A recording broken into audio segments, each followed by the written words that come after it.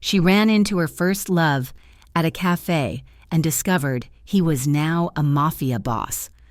The espresso machine hissed loudly, a sharp burst of steam that cut through the low hum of conversation filling the Bean Street Café. Lena Carter wiped a sheen of perspiration from her forehead with the back of her wrist, her other hand deftly securing the lid on a takeaway cup. It was barely 9 in the morning, and the line already snaked past the pastry display case, a twisting river of impatient commuters, tired students, and locals seeking shelter from the gray, drizzling sky of Harborview, 31 years old. That number had been floating in her mind lately, usually accompanied by a vague sense of panic she tried to suppress. Lena slid the cup across the counter with a practiced smile, thanking the customer before turning to the next order. Her hands moved with muscle memory, grinding beans and frothing milk, but her mind was elsewhere. It was drifting toward the small, battered sketchbook tucked beneath the register. During her 10-minute break earlier, she had managed to sketch the outline of the old clock tower visible through the front window. Capturing the way the rain slicked its brick facade, it was her dream to illustrate full time, to trade the smell of burnt roast and sanitizing fluid for the scent of graphite and ink. But dreams did not pay the rent on her studio apartment, and they certainly did not pay for the expensive art supplies she hoarded like treasures. So, she poured lattes and smiled at strangers. Tessa, her coworker and self-appointed guardian of Lena's non-existent love life, nudged her hip against Lena's as they maneuvered around each other in the narrow workspace behind the counter. "You are doing it again," Tessa murmured, pitching her voice low so the customers would not hear. She grabbed a clean towel and started wiping down the steam wand. "You have that 1,000-yard stare." "Who are you thinking about? The mysterious brooding artist who does not exist?" Lena rolled her eyes, though a flush of heat crept up her neck. "I am thinking about the rent, Tessa, and the fact that we are out of almond milk." "You need a date," Tessa countered, unbothered by Lena's deflection. "A real date, not a coffee with a sketchbook. When was the last time you let a man buy you dinner? And do not tell me it was that graphic designer from 3 years ago." Lena turned away to grab a fresh carton of milk from the under-counter fridge. "I am happy," she lied, the words tasting like chalk. "I have my art. I have my job. I do not need the complication."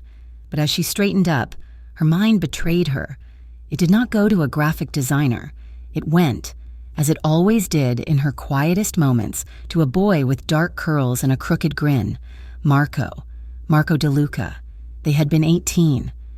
It had been the summer of fireflies and humidity, of sitting on the hood of his beat-up sedan, watching the city lights of Harborview twinkle like diamonds they would never be able to afford. He had been her first everything, her first love, her first heartbreak, and the first person to make her believe she was special.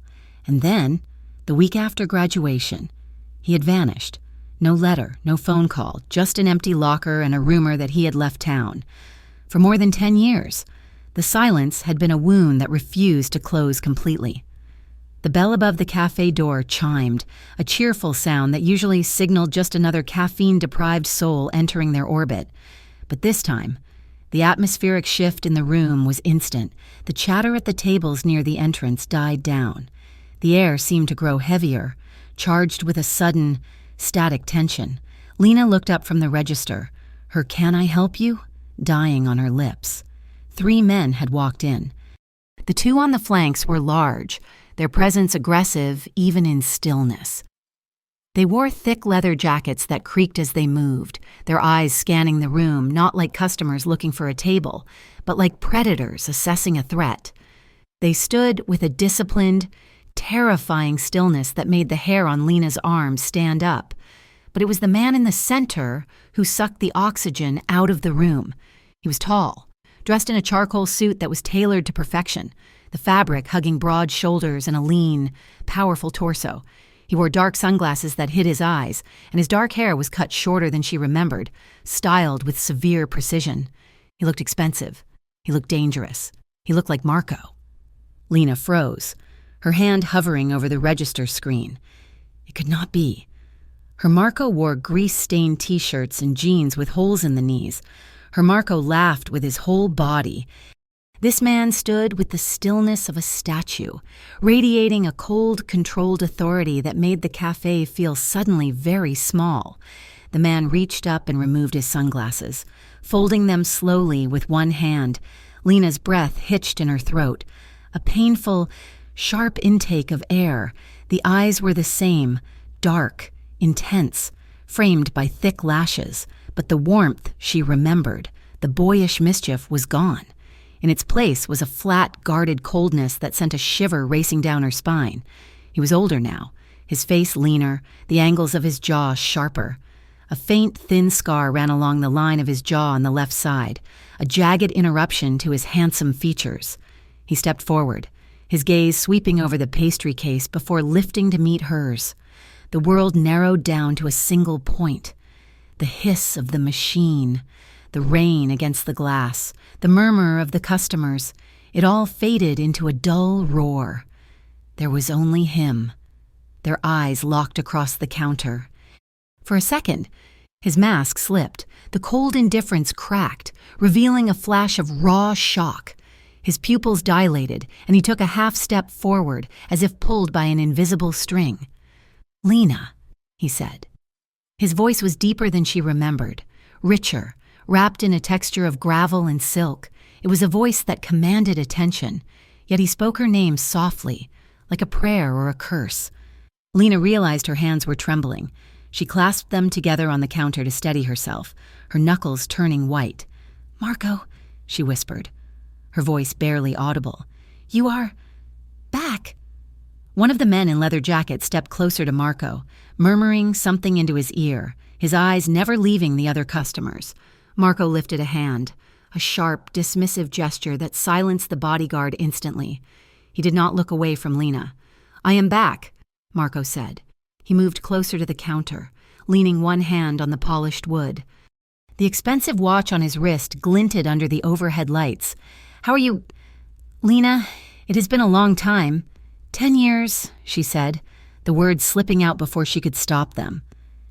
"It has been more than 10 years. Marco."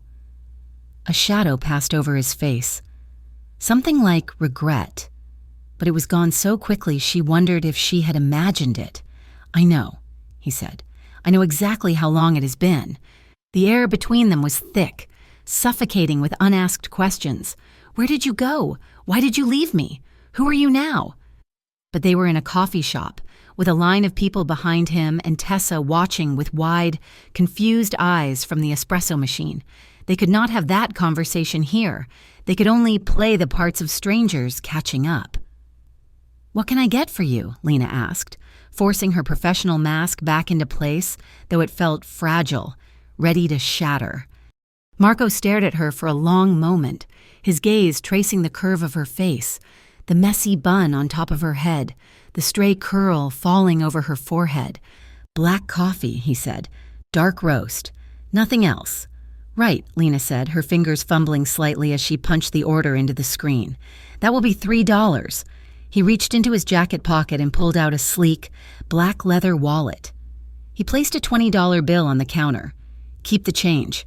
"I cannot keep it," he said, his tone leaving no room for argument.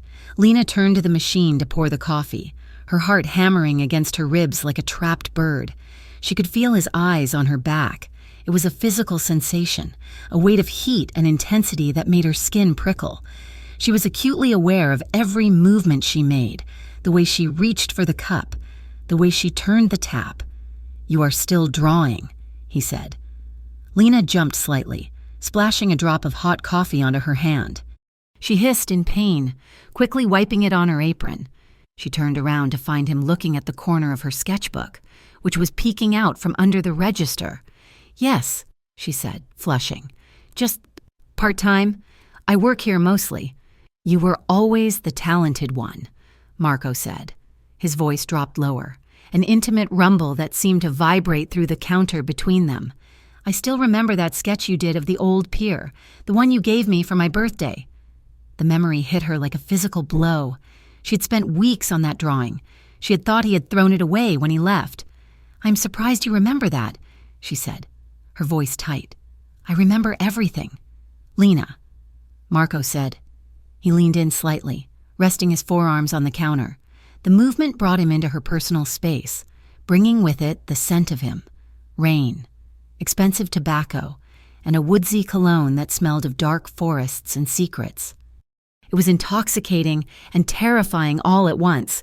"Careful," he murmured, nodding toward the fresh cup she was holding. "Your hands are shaking." "You surprised me," Lena defended, though her cheeks burned hotter. "You cannot just walk in here after a decade looking like that and expect me to be calm." A corner of his mouth quirked up. It was a ghost of his old smile, the one that used to make her knees weak. "Like what?"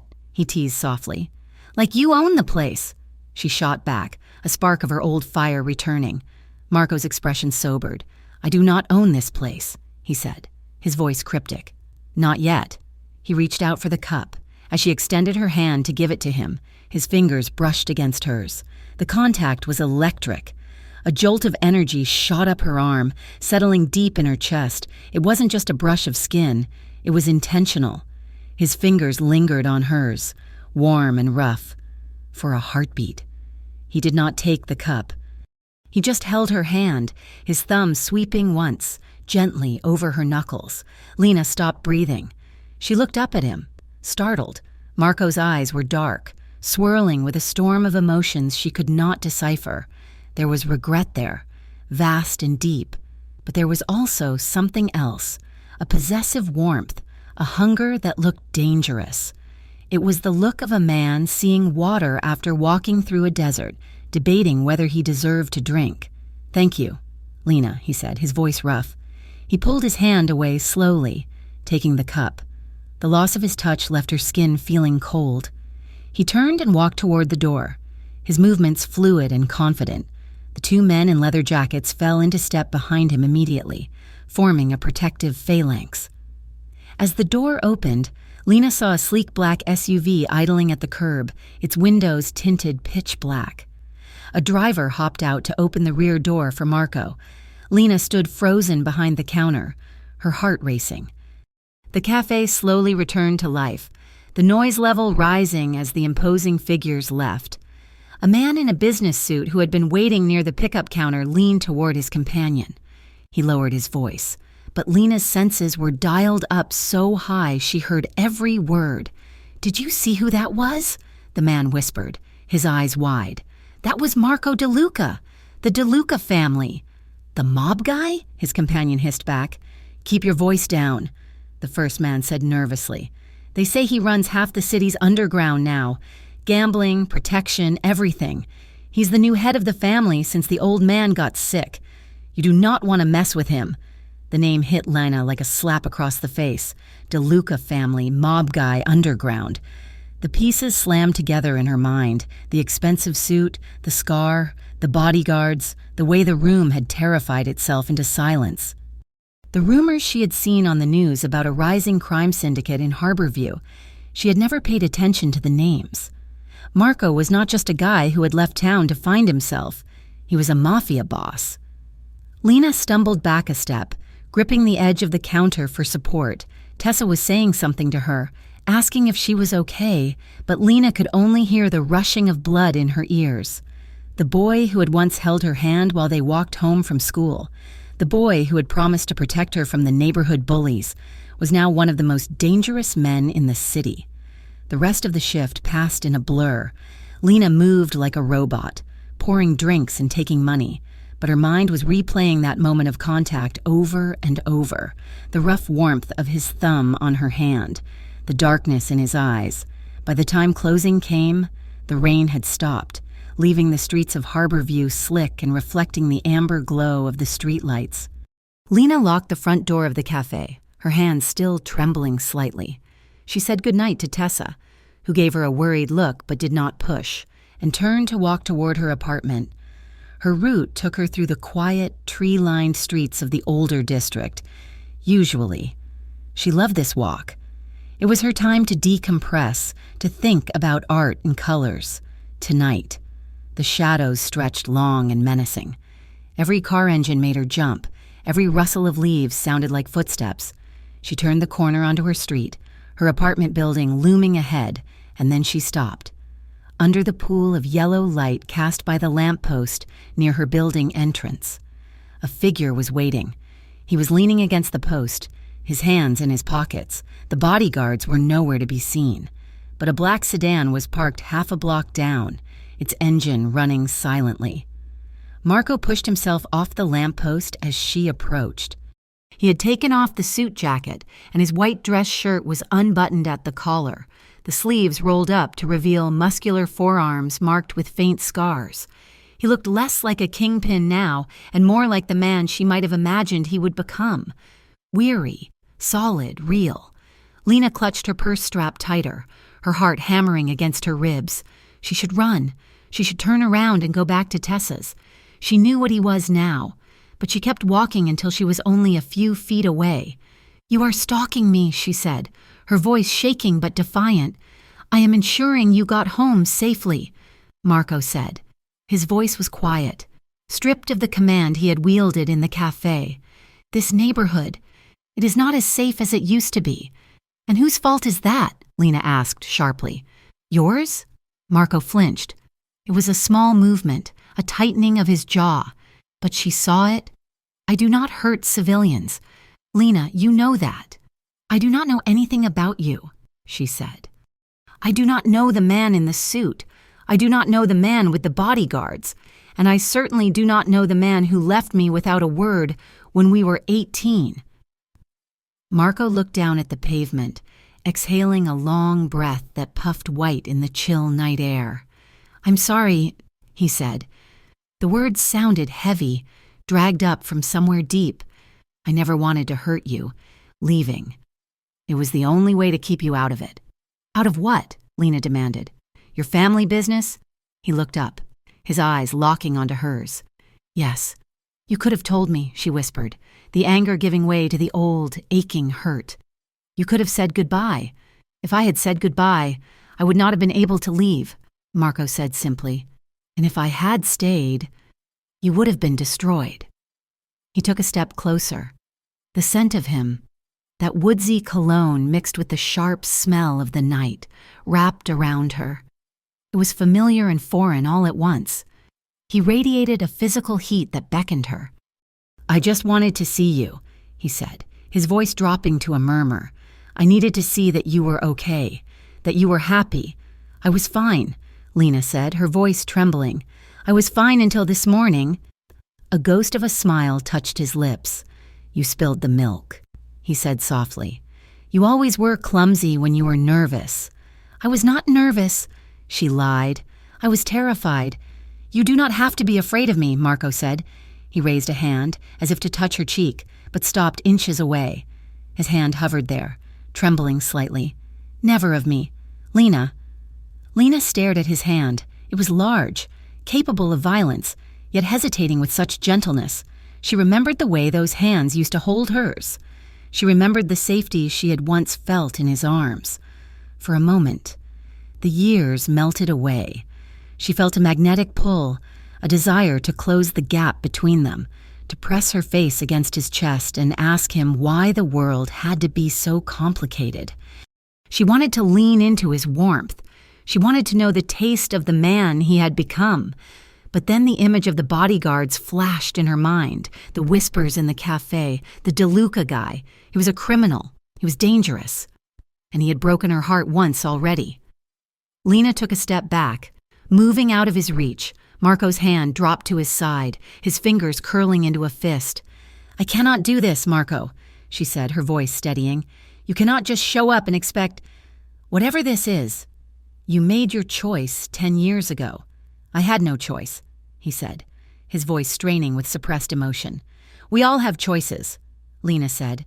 She stepped around him, moving toward her building door. She punched in the code with shaking fingers, the buzzer sounding loud in the quiet street. She pulled the door open and turned back to look at him. Marco was standing under the streetlight, watching her. His expression was a warring mix of frustration and hunger. He looked like a man who had found his salvation, but knew he was too damned to touch it. "Go home, Marco," she said softly. "I am home," he said. his eyes burning into hers. Lena swallowed hard, the lump in her throat making it painful. She stepped inside and let the heavy door swing shut between them. Through the glass. She watched him for a moment longer. He did not move. He just stood there, a dark silhouette against the city night, watching her until she turned and walked up the stairs. Leaving him alone in the darkness, he commanded. The glow of the laptop screen was harsh in the dim light of Lena's living room, casting long, spectral shadows against the peeling wallpaper. Her coffee had gone cold an hour ago, but she could not bring herself to move. Her fingers hovered over the trackpad, scrolling through search results that felt less like news and more like an indictment. She had typed DeLuca Family Harborview into the search bar, expecting perhaps a few business listings or maybe a local scandal from years ago. Instead, she had opened a Pandora's box of headlines, police reports, and investigative journalism pieces that painted a picture of a world she had only ever seen in movies. Harborview Underground, the rise of the DeLuca Empire. Illegal gambling rings linked to waterfront warehouses, police suspect DeLuca family in high-profile smuggling operation. And there, in the center of it all, was Marco. Lena clicked on an image from a charity gala taken 6 months ago. Marco was wearing a tuxedo, holding a glass of champagne, looking every inch the legitimate businessman. But the article beneath the photo told a different story. It speculated on his rapid ascent to power following his father's stroke, detailing allegations of racketeering and intimidation. The article called him the Prince of the Harbor, a title that dripped with irony and menace.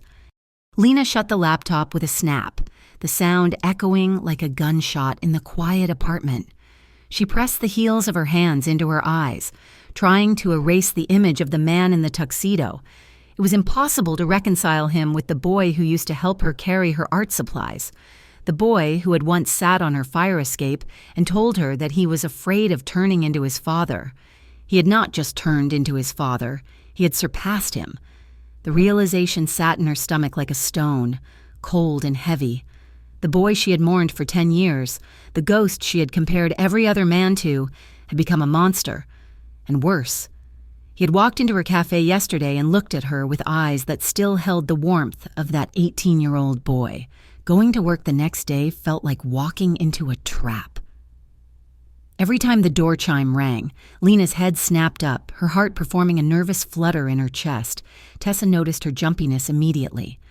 "You look like you are waiting for a bomb to go off," Tessa commented, dumping a bag of coffee beans into the hopper.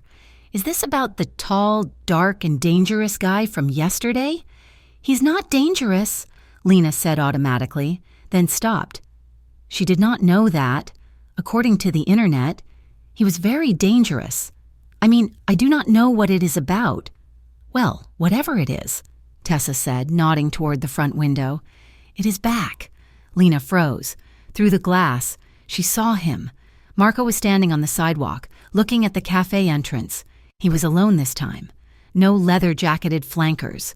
No imposing wall of muscle. He was dressed in a navy sweater and dark jeans, looking deceptively normal, though the way he held himself, shoulders back, chin high, still set him apart from the weary morning crowd. He pushed the door open and walked in. The atmosphere in the cafe did not shift as violently as it had the day before, perhaps because he was alone, or perhaps because he was making a conscious effort to dial back the intensity. He walked straight to the counter, ignoring the few customers scattered at the tables. "Lena," he said. His voice was lower today, rougher, as if he hadn't slept. "Marco," she replied, gripping a rag tightly in her hands to hide the tremor. "I am working." "I see that," he said. He glanced at the clock on the wall. "Your break is in 10 minutes. I remember the schedule. Tessa usually takes the morning rush. You take the mid-morning breather." Lena stared at him. "You have been watching the cafe?" "I notice things," he corrected softly. 10 minutes. I will wait." He did not order anything. He simply moved to a small, two-top table in the far corner, sitting with his back to the wall so he could see the entire room. It was a tactical choice, she realized with a shiver. He never stopped calculating. When the 10 minutes were up, Lena untied her apron with reluctant fingers. She felt like she was walking toward the edge of a cliff. She signaled to Tessa, who gave her a thumbs up and a curious look, before walking around the counter. Marco stood up immediately as she approached. "Not here," he said before she could speak. His tone was soft, but there was an edge of command in it, a steel core wrapped in velvet. It was the voice of a man who was used to people obeying him without question. Lena's chest tightened with a mix of defiance and anxiety. "Where, then?" "The alley," he said. "It is private." He led the way, opening the back door for her. The alley behind Bean Street Café was a narrow strip of cobblestone and brick, shaded by the looming buildings on either side. It smelled of damp earth and old coffee grounds. It was quiet here, the noise of the city muffled by the brick walls. Marco turned to face her, the heavy metal door clicking shut behind them. In the cool shade, his features looked sharper, the shadows under his eyes more pronounced. "I know you looked me up," he said. It was not a question. Lena crossed her arms over her chest, a defensive barrier. It is hard not to when half the city is whispering your name. Is it true? Marco stayed silent for a long moment. He reached into his pocket, as if looking for a cigarette, then stopped himself. "Do not believe everything you read in the papers. Lena, they like to sell fear. Is it true?" she repeated, her voice rising. "Are you the head of the family? Are you running gambling rings, smuggling?" "I am the head of the family," Marco admitted, his voice flat. "My father." He could not handle it anymore. Someone had to step in. "So you stepped in?" Lena asked, incredulity coloring her tone. "You disappeared for a decade to become this? You told me you wanted to be an architect. Marco. You wanted to build things, not break them." "I tried," he said. The pain in his voice was sudden and visceral, cracking the calm facade he wore. He took a step toward her, his hands open at his sides. "Why do you think I left, Lena? I left to get away from him. I went to Chicago. I worked construction. I tried to be a nobody." "Then why are you back?" "Because you do not just walk away from this life," Marco said bitterly. "They found me. They threatened the only things I cared about, my mother, my little cousin. You." The word hung in the air between them. "You. Do not put this on me," Lena whispered, stepping back. "Do not dare tell me you became a crime boss to protect me." "I came back to keep the violence contained," Marco insisted, his intensity flaring. "Before I took over, the streets were chaos. Civilians were getting hurt. I put a stop to that. I keep the business separate. I keep the violence away from people who have nothing to do with it." "It is still violence. Marco," Lena shouted, the emotions of the last 24 hours boiling over. "It is still crime, and you are in the middle of it." She felt tears stinging her eyes, hot and sudden. "Do you have any idea what it was like?" she asked, her voice breaking. "When you left? I thought you were dead. For a year. Every time the phone rang, I thought it was the police telling me they had found your body in a ditch somewhere. I cried myself to sleep for months. Marco, I mourned you." Marco's expression shattered. The guarded mask dissolved into raw, bleeding guilt. He looked at her with such desperate sorrow that it took the breath from her lungs. "I am sorry," he rasped. "God, Lena, I'm so sorry." He moved closer, invading her space, but she did not back away this time. He was close enough that she could see the flecks of gold in his dark eyes, close enough to feel the heat radiating from his body. He raised his hand, reaching for her face. His fingers hovered inches from her cheek, trembling slightly. He looked at his own hand as if it were covered in something indelible, something that would stain her if he made contact. He hesitated, caught between the overwhelming need to touch her and the conviction that he did not deserve to. A sudden gust of wind swept down the alley, catching a loose strand of Lena's hair and whipping it across her eyes. The movement broke Marco's paralysis. He reached out, not to grab her, but to gently catch the wayward lock of hair. His fingers were calloused, but incredibly tender as he tucked the strand behind her ear. The touch was electric. His thumb grazed her temple, a slow, reverent caress that sent a shiver racing down her spine. He did not pull away. His hand lingered against the side of her face, cupping her jaw. Lena stopped breathing. She looked up at him, her heart hammering a frantic rhythm against her ribs. Marco's gaze dropped from her eyes to her lips. His pupils were blown wide, swallowing the iris. The air between them grew thick, charged with 10 years of unspoken longing. He leaned in. It was a gradual, magnetic pull. Lena felt herself swaying toward him, drawn by the gravity of his presence. She could smell the scent of him, soap and rain and that underlying darkness that was uniquely his. They were breathing the same air, their faces inches apart. She could feel the warmth of his breath on her skin. For a heartbeat, she thought he was going to kiss her. Part of her wanted him to. Part of her wanted to close the distance and erase the last decade with the pressure of his mouth on hers. But then the image of the headlines flashed in her mind. Mafia boss. Smuggling. Threats. She turned her head sharply to the side. Marco froze. His lips brushed her cheek. A ghost of a kiss. An accident of proximity. Before he pulled back. The loss of his warmth was instant and jarring. "I cannot," Lena whispered, staring at the brick wall. "I cannot do this." Marco stepped back, giving her space. When she looked at him, his face was a mask of stoic resignation, but his eyes were burning with frustration. "I understand," he said quietly. "I have to get back to work," Lena said, though the thought of pouring coffee seemed absurd now. "Lena," Marco said as she reached for the door handle. She paused. "Let me drive you home tonight." "No," she said immediately. "I can walk. I always walk." "Not tonight," he said. "Please, just for safety." "I'm perfectly safe," Lena insisted. "I do not need your protection. Marco, it is not just about protection," he said, his voice dropping. "It is about attention. Being seen with me yesterday. People talk. Eyes are on you now.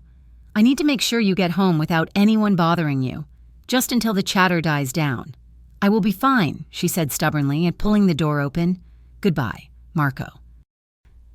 She went back to work, but her hands shook for the rest of the afternoon. She kept glancing out the window, expecting to see him, but the sidewalk was empty. By the time the sun set and they flipped the sign to closed, Lena was exhausted. Her nerves were frayed wires. She said goodbye to Tessa and stepped out into the cool evening air. The street was quieter than usual.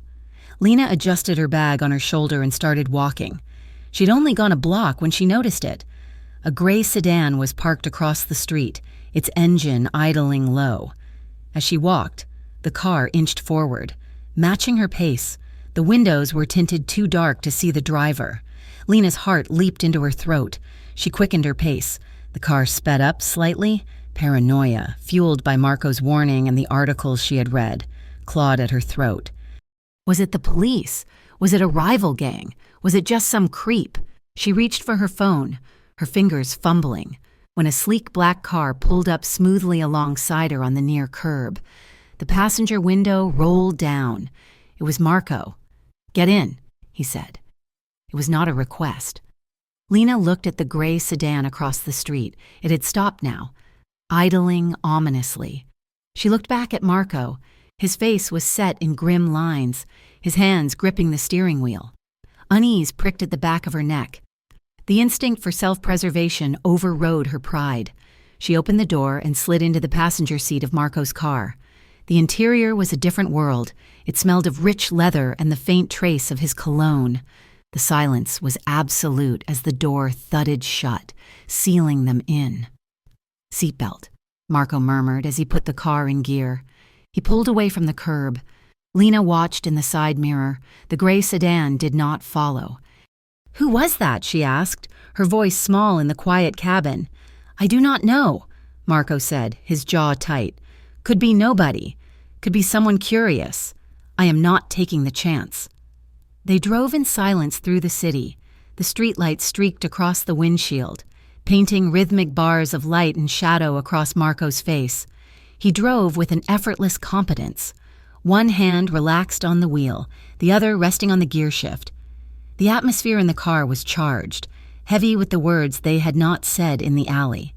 Every time he shifted gears, his arm brushed against the fabric of her coat, The small, enclosed space amplified his presence until it was the only thing Lena could feel.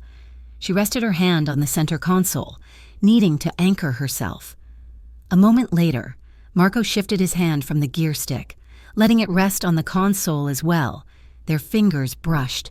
It was a light contact, barely a graze, but Lena felt heat flood her face. She should move her hand. She knew she should, but she didn't. Marco did not pull away either. Slowly, deliberately. His hand relaxed, his pinky finger hooked slightly around hers. Then, his thumb moved, stroking across her knuckles in a rhythmic, soothing motion. It was an incredibly intimate gesture, one that spoke of ownership and familiarity. It was the way he used to hold her hand when they watched movies, absent-minded and constant. Lena stared straight ahead at the road, her breath catching in her throat. The simple touch was undoing her. It was a bridge across the 10 years of silence, a reminder that despite the suits and the scars, his hand still knew the shape of hers. As they turned onto her street, Marco slowly withdrew his hand, placing it back on the wheel. The loss of contact left a cold ache in her fingers. He pulled up to the curb outside her apartment building but did not unlock the doors. He killed the engine, plunging them into stillness. Lena reached for the door handle, but she did not pull it. "Thank you," she said quietly. "For the ride." "Lena," Marco said. He turned in his seat to face her. The shadows of the car hid his eyes, but she could feel the weight of his gaze. "I never stopped," he murmured. His voice was low, rough, with a restrained emotion that sounded like gravel grinding together. "Not for a single day. I never stopped thinking about you." Lena turned to look at him. "Marco." "Seeing you again," he continued, leaning closer. "It feels like a second chance I know I do not deserve. I am not a good man. Lena, I have done things that would make you hate me." "I could never hate you," Lena whispered, the truth slipping out before she could stop it. "You should," Marco said intensely. "But God help me. I do not want you to—" He leaned closer. His eyes searched hers, frantic and hopeful. The space between them evaporated. Lena's breath quickened, shallow gasps that filled the small cabin. She could feel the warmth of his body radiating toward her, the heat of his breath fanning across her lips. He was going to kiss her. This time, there was no wind, no alleyway distraction, just the two of them in the dark. For a moment, Lena felt herself surrendering. Her hand moved unconsciously, lifting to rest on his chest. Beneath the fine wool of his sweater and the crisp cotton of his shirt, she could feel the solid, heavy thump of his heart. It was beating fast, just as fast as hers. It was a human heart. It was Marco's heart. She leaned in, her eyelids fluttering shut, her lips parting slightly. Then the cold reality crashed down on her.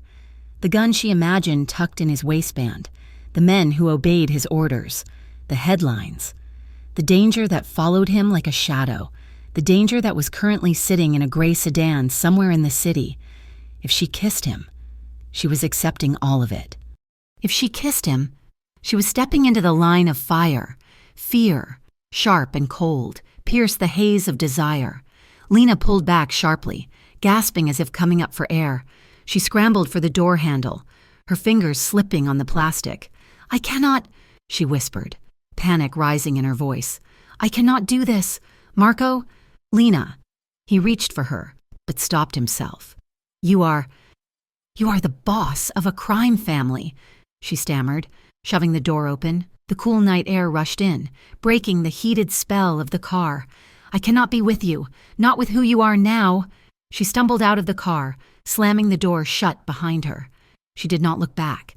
She ran up the steps to her building, fumbling with her keys, her vision blurred by tears she hadn't realized were falling.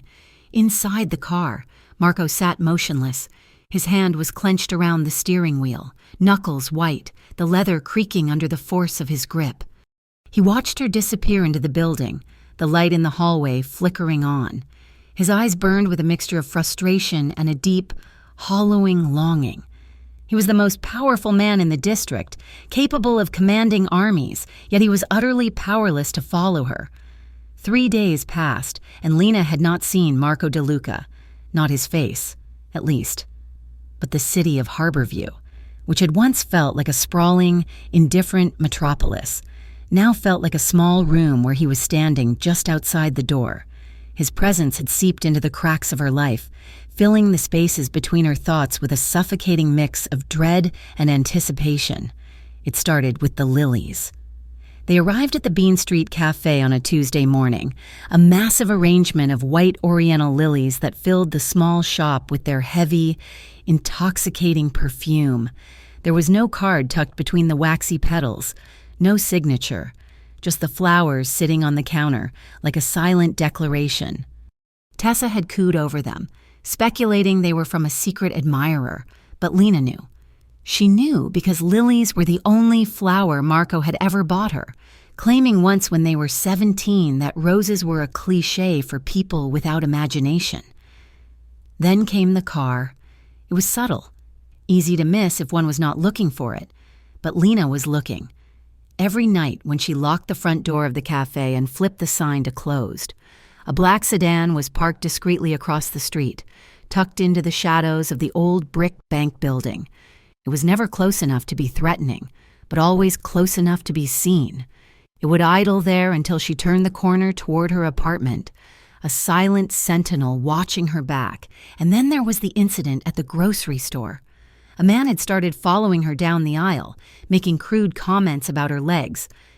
Lena had gripped the handle of her basket, heart hammering, preparing to shout, when a tall man in a charcoal suit stepped out from behind a display of apples. She recognized him instantly as one of the guards from the cafe, the one with the shaved head. He did not say a word. He simply looked at the harasser with a flat, dead-eyed stare and adjusted the cuffs of his jacket. The harasser had turned pale, muttered an apology to the air, and practically ran out of the store. Marco was everywhere. He was the shadow on the pavement, the scent of lilies in the air, the invisible shield that separated her from the rest of the world. It was terrifying to be the focus of such power. Yet beneath the fear lay a treacherous warmth. For 10 years, she'd been alone, fighting every battle by herself. Now, a ghost from her past had returned to fight them for her, whether she wanted him to or not. The tension finally snapped on a Friday night. The cafe was busy, filled with the loud chatter of the after-work crowd and the hiss of the espresso machine. Lena was wiping down the counter, exhaustion pulling at her eyelids, when a customer stumbled up to the register. He was a large man, his face flushed with drink, swaying slightly on his feet. "Hey, sweetheart," he slurred, leaning heavily on the counter. "How about you put a little something extra in my coffee?" "We do not serve alcohol here, sir," Lena said, keeping her voice level and professional. "Just coffee and tea." "I'm not talking about alcohol," the man leered, reaching across the counter. His hand shot out and clamped around Lena's wrist. His grip was wet and uncomfortably tight, his fingers digging into her skin. "I am talking about you." He grunted. "You look like you know how to have a good time." Panic flared in Lena's chest. She tried to yank her arm back, but his grip held firm. "Let go of me," she demanded, her voice rising. "Let go!" "Do not be like that," the man sneered, pulling her closer so that his sour breath washed over her face. "I'm just being friendly." "Sir, release her immediately," Tessa shouted from the other end of the counter, grabbing the phone to dial for help. But before Tessa could even hit the first button, the air in the cafe shifted. The front door opened, not with a chime, but with a sudden draft of cold air. 2 men in dark jackets materialized on either side of the drunk customer. They moved with a terrifying, synchronized silence. There was no shouting, no dramatic scuffle. One of the men simply placed a hand on the drunk's shoulder, a grip that looked deceptively light but must have been crushing, because the man gasped and his knees buckled. "You are leaving!" one of the guards said. His voice was a low rumble, devoid of emotion. The drunk man's eyes widened as he looked up at the 2 looming figures. The aggression drained out of him instantly, replaced by a primal fear. He released Lena's wrist as if it burned him. I was just leaving," he stammered. The guards escorted him out. They did not drag him, but the force of their presence guided him firmly toward the door and into the night. The entire interaction had taken less than 20 seconds. Lena stood behind the counter, rubbing her wrist, her heart racing like a trapped bird. The cafe had gone silent, the customers staring with wide eyes. Then Marco walked in. He stepped through the door moments after his men had cleared the path. He was not looking at the customers or the room. His eyes were locked on Lena with a laser-like intensity that made her breath hitch. He wore a dark overcoat with the collar turned up, making him look like a storm cloud that had drifted indoors. He walked straight to the counter, bypassing the line, bypassing the register. He stopped directly in front of her. "Are you hurt?" he asked. His voice was low, but it carried a vibration of controlled violence that made the hair on her arms stand up. "I am fine," Lena managed to say, though her voice shook. "Just..." Startled, Marco's gaze dropped to her wrist. Even from across the counter, she could see his jaw tighten, the muscle feathering beneath the skin as he clenched his teeth. "Come here," he said. It was not a request. He gestured toward the small, secluded table in the far corner, the one tucked away behind a decorative partition. Lena hesitated for a fraction of a second, then untied her apron. She signaled to a stunned Tessa that she was taking a break and walked out from behind the counter. Marco led her to the corner and waited for her to sit before pulling up a chair opposite her. He sat close, his knees brushing against hers under the small table. "Give me your hand," he said softly. Lena extended her arm. Marco took her hand in his. His touch was shockingly gentle, a stark contrast to the dangerous aura that surrounded him. His fingers were warm and rough-skinned, holding her wrist as if it were made of spun glass. He inspected the skin where the man had grabbed her. A faint red flush was already forming, the ghost of fingerprints marring her pale skin. Marco stared at the mark. His eyes darkened, shifting from a warm cognac brown to a flat obsidian black. She could see the rage simmering beneath the surface, a cold and lethal thing that terrified her. "He will never touch you again," Marco said. The words were simple, but they sounded like a verdict. "Marco, stop," Lena whispered, pulling her hand back slightly. He tightened his grip just enough to keep her there, his thumb brushing over the pulse point on her wrist.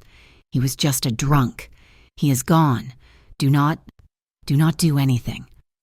Marco looked up. Meeting her gaze, the darkness in his eyes receded slightly, replaced by a fierce, agonizing protectiveness. "I should have been here 5 minutes earlier. You cannot be everywhere," she said. "I can try," he countered. He ran his thumb over the red mark again, a soothing, repetitive motion. "I hate that he touched you. I hate that I let it happen." The vulnerability in his voice caught her off guard. This was not the Mafia Don speaking. This was the boy who used to walk on the street side of the sidewalk to protect her from splashing cars. The mixture of fear and warmth in her chest swirled together, leaving her dizzy. "I am okay," she insisted softly. "Really?" Marco let out a long breath, releasing her hand but keeping his on the table, inches from hers. "I am walking you home tonight, and I am not accepting no for an answer." Lena looked at him, at the lines of exhaustion around his eyes and the tension in his shoulders. She realized she did not want to say no. "Okay," she said. The walk to her apartment was different that night. Marco did not bring the car. He signaled his men to follow at a distance in the vehicle, while he walked beside her on the sidewalk. The night air was crisp, smelling of rain and city exhaust. For the first few blocks, they walked in silence, the rhythm of their footsteps falling into sync as if they had never stopped walking together. "Do you remember the homecoming dance?" Marco asked suddenly, breaking the silence. Lena let out a short, surprised laugh. "The one where you stepped on my foot and broke my heel? I was nervous," Marco defended, a smile touching his lips. It was a real smile this time, reaching his eyes and softening the harsh planes of his face. "You were wearing that blue dress. You looked like something out of a dream. I could not believe you were there with me. I was mad about the shoe," Lena recalled, smiling at the memory. But then you carried me to the car. I would have carried you anywhere, Marco said quietly. The banter flowed easier after that, unlocking a vault of memories they had both kept sealed for a decade. They talked about the nights they used to sneak up to the roof of her old apartment building, sitting on the tar paper and looking at the meager stars that managed to shine through the harbor view smog. "You promised we would run away," Lena said, her voice turning wistful. "You said we would go to California. You would build houses, and I would paint the ocean." Marco stopped walking. They were under the canopy of an old oak tree, the streetlights filtering through the leaves in dappled patterns. He looked at her, his expression pained. "I meant it," he said. "Every word. That was the plan. Lena, it was the only plan I ever had." "Plans change?" she whispered. "No," Marco corrected. "Life changes. The plan, the dream, that never changed. I just lost the right to it." The sadness in his voice made her chest ache physically, a sharp pang behind her ribs. She looked at him. The expensive coat, the scar on his jaw, the watchful eyes, and she saw the tragedy of him. He was a king in a kingdom he had never wanted to rule. They reached her apartment building too soon. The black car that had been trailing them pulled to a stop halfway down the block, the engine idling silently. They stood in the small vestibule of her building, the space dimly lit by a flickering overhead bulb. The air between them suddenly felt thick, charged with an electricity that made Lena's skin prickle. "Well," Lena said, turning to face him, "I am safe. You delivered me." "Lena," Marco said. He took a step closer. She fumbled in her purse for her keys, her nerves suddenly jangling. I should go inside." Her fingers, slippery with sweat, grasped the key ring, but as she pulled it out, it slipped from her grasp and clattered onto the tiled floor. "Oh," she breathed. "I got it," Marco said. They both bent down at the same time. Their faces ended up inches apart. Lena froze, her hand hovering over the keys on the floor. Marco was so close she could see the individual lashes framing his dark eyes. She could smell the scent of him. Cedar, rain, and the faint metallic tang of the cold night air. Time seemed to suspend itself. The noise of the city outside, the distant sirens, the hum of traffic, faded into a dull buzz. There was only the sound of her own ragged breathing and the intensity of his gaze. Marco reached out, his hand covering hers on the floor. He didn't pick up the keys, he just held her hand, his eyes locked on hers.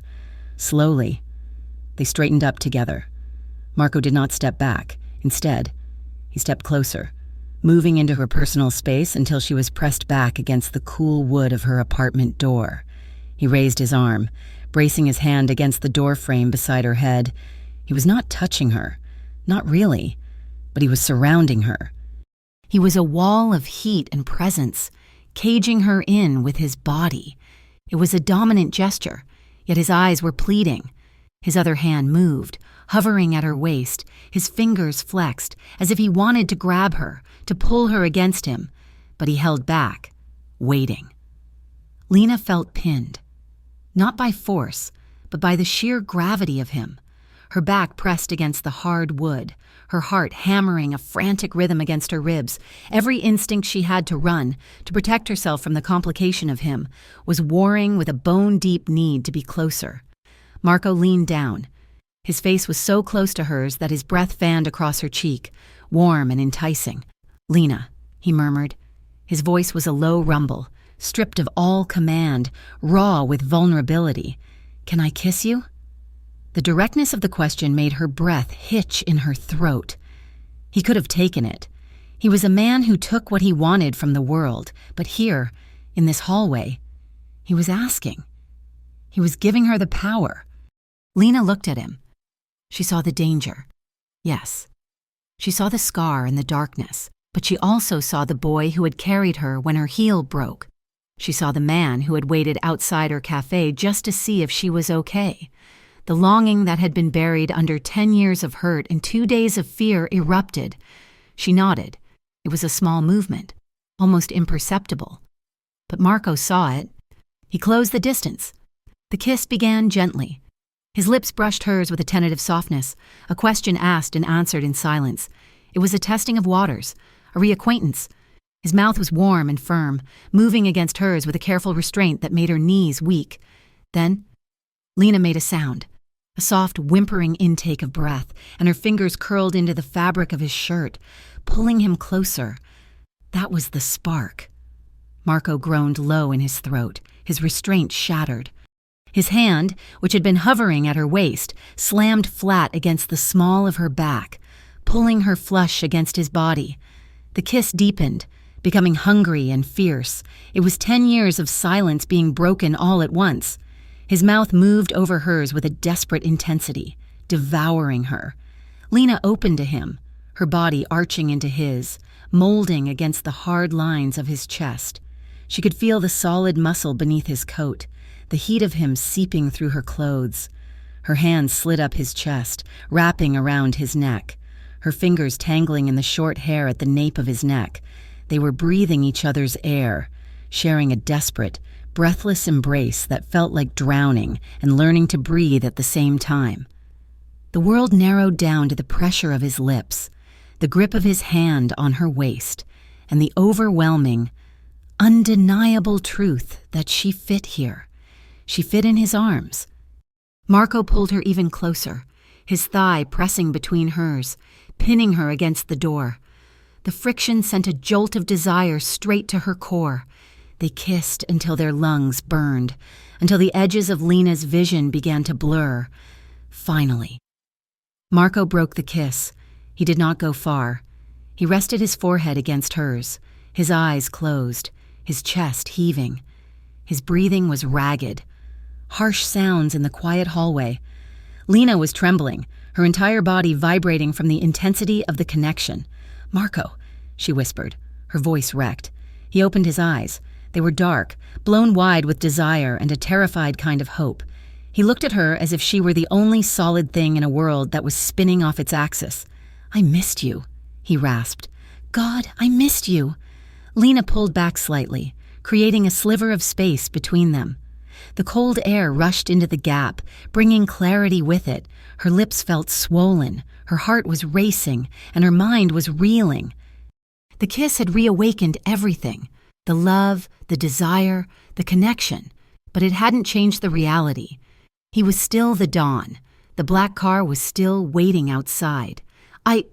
Lena stammered, trying to steady her breathing. "I need time. Marco, I cannot just jump back into this. Not with everything that is happening. Not with who you are."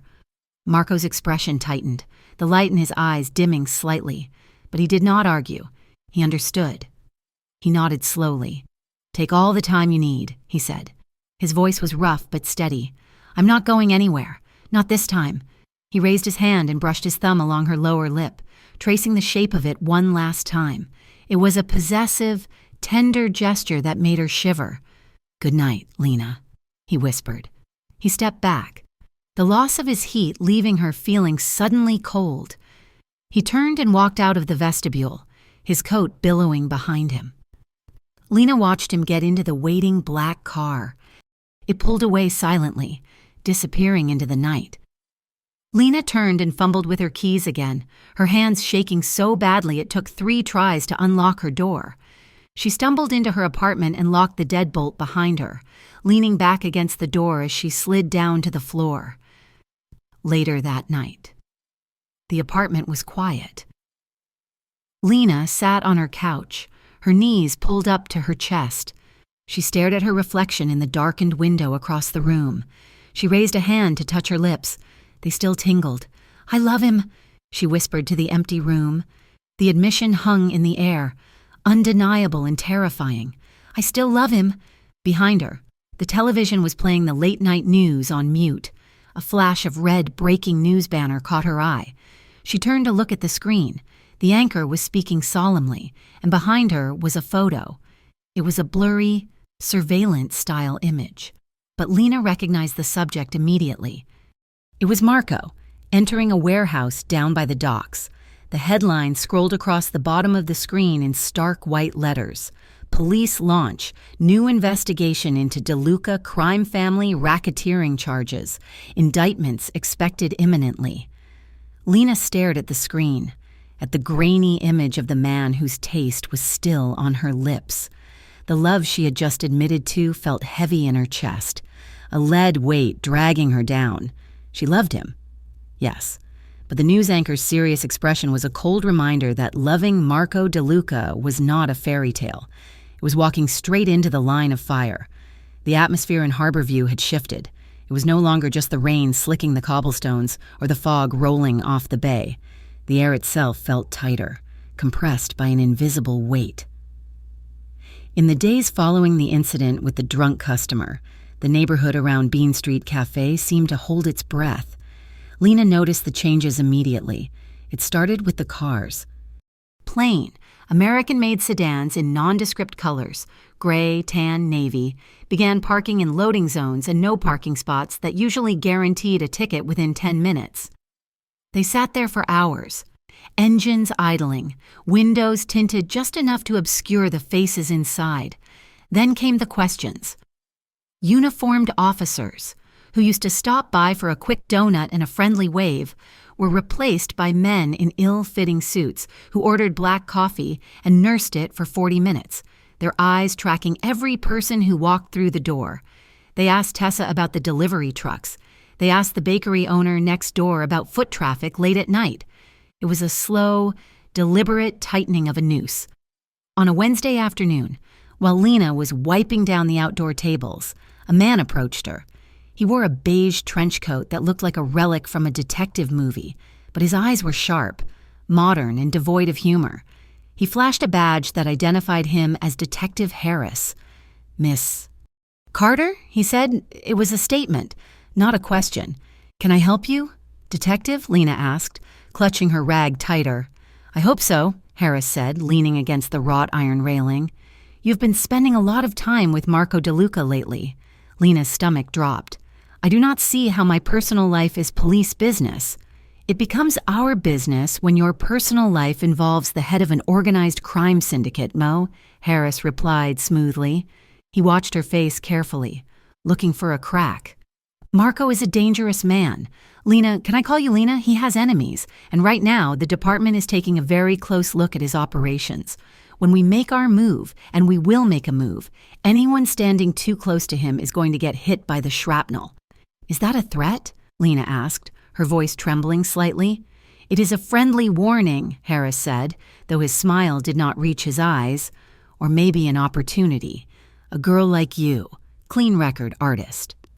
You could be a victim in this, or you could be valuable. If you see anything, hear anything, you give me a call. Before you get dragged down with him." He placed a business card on the table, tapped it once with his index finger, and walked away. Lena stared at the white rectangle of cardstock as if it were radioactive. Valuable. The word echoed in her mind. Sickening and cold.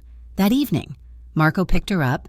He did not come to the cafe door. Instead, he texted her a location near the river, a secluded spot under the old steel bridge where the city lights reflected on the black water like shattered gold. When Lena arrived, Marco was leaning against the railing, staring out at the harbor. He looked tired. The crisp lines of his suit seemed to weigh heavily on him. His shoulders slumped in a rare moment of unguarded exhaustion. "They approached me today," Lena said, not bothering with a greeting. Marco stiffened, but he did not turn around immediately. "Who?" "A Detective Harris," she said, walking up to stand beside him. "He told me that standing next to you is a good way to get hurt. He told me I could be valuable to them." Marco turned then, his face twisting into a mask of fury. "He spoke to you? He threatened you?" "He hinted," Lena said, "but that is not the point. Marco, the point is that he is right. I am in the middle of something I do not understand. I am tired of the shadows. I am tired of the rumors. I want the truth." Marco looked away, watching a barge drift slowly down the river. "The truth is ugly." Lena, "I do not care," she snapped. "I deserve to know. If I am going to have police detectives cornering me at work, I need to know what you actually do. Not the sanitized version. The truth." Marco exhaled a long breath. The sound lost in the wind coming off the water. He turned back to her, his eyes dark and serious. "I run numbers," he said, his voice flat. Illegal gambling, high-stakes poker, sports betting. I take a percentage of every pot in the city. I run protection for the businesses in the district. They pay me. And I make sure nobody like the Valdezes or the Russians smashes their windows. I smuggle luxury goods, watches, electronics, designer clothes through the port without paying customs duties. Lena felt a chill that had nothing to do with the river breeze. Hearing him say it, listing the crimes like a grocery list, made it real in a way the headlines never had. "Is that it?" she asked quietly. "I do not touch drugs," Marco said, his voice gaining a hard, defiant edge. "And I do not touch trafficking. My father, he was starting to look into it before he got sick, but I shut it down. I keep the poison out of Harborview. I keep the violence between the families. I do not let it spill onto the sidewalks." "You sound like you think you are noble," Lena said, shaking her head. "Marco, you are a criminal. You are extorting people. You are breaking the law." "I am bringing order to chaos," Marco argued, stepping closer. "If I step down, do you think the crime stops? No. The Valdezes move in, and they do not care about collateral damage. They sell heroin to kids. They burn down shops that miss a payment. I am the dam holding back the flood." "Lena, or maybe you are just part of the water," she countered. The rationalization disturbed her, but beneath the revulsion, there was a treacherous flicker of reassurance. He had lines he would not cross. He was a bad man, perhaps, but he was not a monster. "Why are you here, Marco?" she asked, the question bursting out of her. "Why are you dragging me into this? Is it because I am the only person left who remembers you before you were this? Am I just a distraction for you? A little piece of nostalgia to make you feel better about yourself?" Marco recoiled as if she had slapped him. The hurt in his eyes was instant and raw. "Is that what you think?" "What else am I supposed to think?" Lena cried, throwing her hands up. "You left me. You left me for 10 years without a word, and now you come back and expect me to just accept this life? You walked away. Marco, you chose this over me." "I never chose this over you," Marco roared. The sound of his voice, raw and thundering, silenced the night. Even the traffic on the bridge above seemed to quiet down. Marco was breathing hard, his chest heaving, his composure shattered. "My father," he said, his voice cracking, dropping to a harsh whisper. "My father found out about us. He found out I was planning to leave with you. He told me that if I tried to run, if I tried to take you away from Harborview, he would have you killed." Lena froze. The world seemed to tilt on its axis. "What?" "He meant it, Lena," Marco said, his voice thick with the memory of that terror. "He showed me photos of you walking to school, photos of you in your bedroom. He had been watching you. He said the only way you stayed alive was if I came to work for him, alone. I had to break your heart to save your life." Lena stared at him, the air leaving her lungs. All the years of anger, the nights spent wondering what she had done wrong, the belief that she hadn't been enough to make him stay, it all crumbled into dust. He hadn't left because he didn't love her. He had left because he loved her too much to risk her. A sob clawed its way up her throat. She was overwhelmed by a tidal wave of conflicting emotions. Horror at what his father had done, anger at Marco for carrying this burden alone, and a profound, aching gratitude that brought her to her knees. She turned away, unable to look at him, her hands covering her mouth. She started to walk, just to move, just to process the sheer weight of the revelation. "Lena," Marco called out. He reached out and grabbed her wrist. It was not a harsh grip, but it was firm, desperate. He pulled her back toward him. She spun around and their bodies collided. Marco steadied her, his hands coming up to grip her upper arms, holding her upright when her knees felt like water. They stood there in the shadows of the bridge, the revelation hanging between them like a physical thing. The air was charged, crackling with the energy of 10 years of silence, finally being broken. Lena looked up at him. She saw the boy who had sacrificed his soul to keep her safe. She saw the man who had lived in hell so she could walk in the sunlight. The argument died in her throat. She reached up, her hands clutching the lapels of his coat, and pulled him down. Marco did not hesitate. He crashed his mouth onto hers. It was not a gentle kiss. It was fierce, hungry, and unrestrained. It was a kiss of desperation, of two people who had been starving for each other for a decade. Lena opened her mouth to him, tasting the salt of tears, hers or his, she did not know, and the darkness that he carried. Marco's hands slid from her arms down to her waist, then lower, pressing his palms against the small of her back. He pulled her flush against him, crushing her to his chest as if he were trying to merge their bodies into one. Lena gasped into his mouth, her fingers tangling in his hair. Knocking his expensive sunglasses to the pavement, neither of them cared. The city lights shimmered on the water behind them, a kaleidoscope of gold and neon. But Lena saw only the darkness behind her closed eyelids. She felt the rough texture of his jacket, the heat of his skin, the frantic rhythm of his heart beating against hers. It was a release of pressure that had been building since she was 18 years old. When they finally broke apart, they were both gasping for air. Lena rested her forehead against his chest, her legs trembling so hard she wasn't sure she could stand on her own. Marco wrapped his arms fully around her, enveloping her in a protective embrace that blocked out the wind, the river, and the city. He splayed his hands over her back, holding her tightly, his chin resting on the top of her head. He held her like she was the only anchor keeping him from drifting out to sea. In that embrace, Lena felt cherished in a way she never had before, but she also felt the weight of his world pressing in on her. She was safe in his arms, but she was also trapped in the storm that surrounded him. "Let me take you home," Marco whispered into her hair. They walked back to the car in silence, but it was a different silence now. It was the silence of shared knowledge, of a bond reforged in fire. When they reached her apartment, Marco did not leave at the door. He walked inside with her, locking the world out behind them. They sat on her small, worn couch, the only light coming from a street lamp outside the window. They did not do anything more than sit. Lena sat close to him, her legs tucked up and brushing against his thigh. Marco had discarded his jacket, his tie loosened, looking more human than the crime boss she had seen on the news. He took her hand, intertwining their fingers, his thumb rubbing slow circles on her skin. She leaned her head on his shoulder, listening to the steady rhythm of his breathing. "If you could," Lena asked softly, breaking the quiet, "if you could go anywhere, where would we go?" Marco rested his cheek against her hair. "Vermont," he said instantly. "Or maybe Maine. Somewhere with trees, somewhere quiet." "A small house," Lena murmured, closing her eyes. "With a porch. And a workshop for you," Marco added, "with big windows facing north for the light. And a dog," Lena said.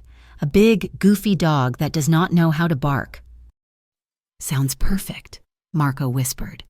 They sat there for a long time, building a life out of words, constructing a fragile dream of normalcy in the middle of a war zone. It felt real, painfully real, even though they both knew that outside that door. The wolves were waiting. The reality crashed back in the next day. Lena woke up alone. Marco had left before dawn, leaving a note on the kitchen counter that simply said, "Stay safe, I will call you." But the call did not come. The morning news was filled with reports of a fire at a nightclub downtown, the Blue Velvet, one of the establishments rumored to belong to the DeLuca family. The reporters spoke of a rival gang making a move, of a turf war escalating into open violence. Lena spent the day at the cafe in a state of spiraling anxiety. Every time her phone buzzed, she jumped, but it was never him. She texted him once, then twice. "Are you okay?" No answer. The hours dragged by like lead weights. The police presence on the street was heavier than ever, sirens wailing in the distance every 20 minutes. Lena served coffee and smiled at customers. But inside, she was screaming. She kept seeing the image of the burning club, imagining Marco inside, imagining the police closing in. By the time she got home that night, her nerves were frayed to the breaking point. She paced her small living room, the TV playing low in the background, her phone clutched in her hand. It was nearly 2 a.m. when a soft knock sounded at her door. Lena flew across the room and through the deadbolt. She yanked the door open. Marco stood there. He looked wrecked. His white shirt was torn at the shoulder, stained with soot and something dark that might have been dried blood. His hair was messy, and a dark, ugly bruise was blooming across his left cheekbone, swelling the skin around his eye. "Marco," Lena breathed, her heart seizing. He stepped inside, and she immediately locked the door behind him. He leaned back against the wall, closing his eyes for a moment as if just standing upright required immense effort. Lena reached for him, her hands trembling. She touched his face, her fingers tracing the angry edge of the bruise on his cheek. He winced slightly but did not pull away. "You are hurt," she whispered, tears filling her eyes. "The club. I saw on the news. Retaliation," Marco rasped. His voice sounded like it had been dragged over broken glass. "They hit us. I had to hit back." Fear and anger warred in her chest. "You could have been killed. You did not call. I thought—" Marco opened his eyes. They were bloodshot, filled with an exhaustion that went down to his bones. He caught her hand as it lingered on his cheek. He turned his face into her palm, pressing a kiss into the center of her hand. He closed his eyes again, breathing in her scent, as if he were trying to absorb strength from her skin. "I'm sorry," he whispered against her palm. "I did not want you to worry." "How can I not worry?" Lena asked, her voice breaking. "Look at you, Marco." He lowered her hand, holding it tightly in his own. He looked at her with a stark, terrifying clarity. "I do not know what to do," he admitted, his voice a rough whisper that terrified her more than any shout could have. "The walls are closing in. Lena, the feds, the Valdezes. Everyone is moving at once." He squeezed her hand, his gaze intense and desperate. "I do not know how much longer I can keep you safe," he said. "Not if you stay close to me.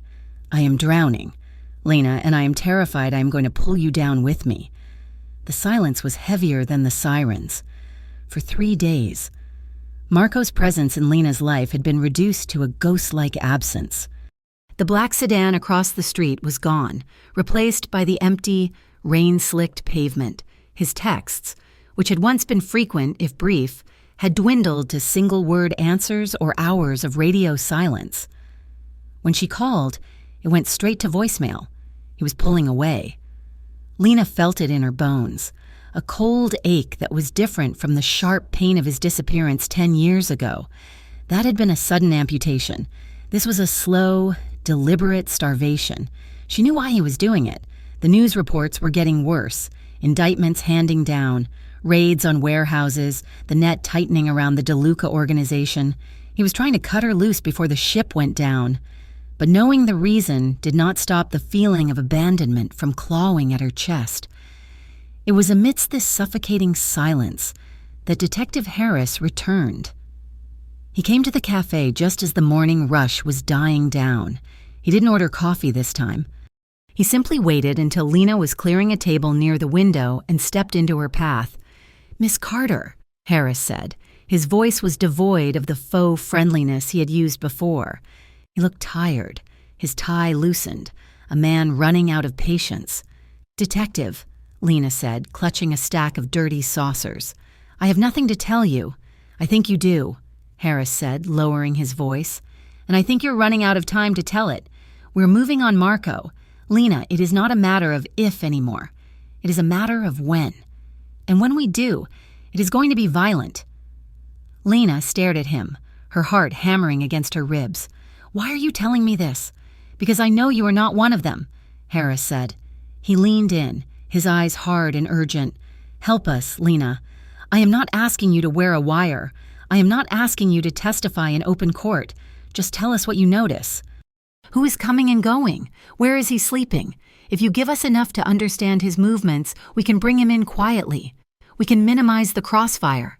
"You want me to spy on him," Lena said, the words tasting like ash. "I want to save lives," Harris countered. "Maybe even his, if he cooperates, if he comes in on his own terms because we get to him first. We can help him. We can offer protection. But if the rival families get to him before we do, or if he goes down fighting in a raid, there is no deal. There is just a body bag." He let the image hang in the air between them. "Think about it," Harris said, stepping back. "For his sake." The rest of the day was a blur of anxiety. The thought of betraying Marco made Lena physically ill, a twisting nausea in her gut, but the detective's words had planted a seed of terror that grew with every hour Marco didn't call. A body bag. She could not lose him again. Not to prison. Not to death. That night, Lena did not go home. She went to the one place she knew Marco went when the world became too loud, the old rooftop of the tenement building where he had grown up, a building he still owned but kept vacant. It was a guess, a desperate gamble. But when she pushed open the heavy steel door to the roof, she saw him. He was standing at the edge, looking out over the glittering sprawl of Harborview. He wore a dark coat, the collar turned up against the wind. He looked like a statue carved from solitude. "Marco," she said. He spun around, his hand flying to his waist by instinct before he recognized her. His hand dropped, but his shoulders remained tense. "You should not be here, Lena," he said. His voice was cold, a rasp of steel. "I told you it is not safe." "I do not care about safe," Lena said, walking across the gravel roof toward him. "I care about you. You are shutting me out. I am protecting you," he snapped. "There is a difference." "Is there?" she challenged, stopping a few feet away. "Because it feels like you are just waiting to die, and you do not want me to watch." Marco flinched. The mask of the dawn slipped, revealing the exhausted man beneath. "Harris came to see me today," Lena said. Marco went still. The air around him turned dangerous. "What did you say to him?" "He offered a deal," Lena said, her voice shaking. "He said if I help them, if you cooperate, they can protect you." "Get out," Marco snarled. He turned away from her, gripping the parapet wall until his knuckles turned white. "You are talking about ratting, Lena. You are talking about betraying everything. I am talking about staying alive," Lena shouted to the wind. She moved closer, grabbing his arm and forcing him to look at her. "Marco, look at me. They are coming for you. The Valdezes are coming. The police are coming. You are alone. You cannot fight the whole world." "I have to," Marco shouted back. But as he looked at her, the anger drained out of him as quickly as it had come, leaving him hollowed out. He slumped. It was a terrifying sight. Marco DeLuca, who always stood as if he carried the sky on his shoulders, simply folded. His shoulders dropped, his head bowed, and he sank down onto a rusted metal bench near the chimney stack. He rested his elbows on his knees and buried his face in his hands. "I'm so tired." "Lena," he whispered. The sound was broken, muffled by his palms. "I am just so tired." Lena's heart broke. She sat down beside him, ignoring the grit and the cold. She placed a hand on his back, through the thick wool of his coat. She could feel the tension vibrating in his muscles. "I am tired of the blood," Marco confessed, his voice barely audible.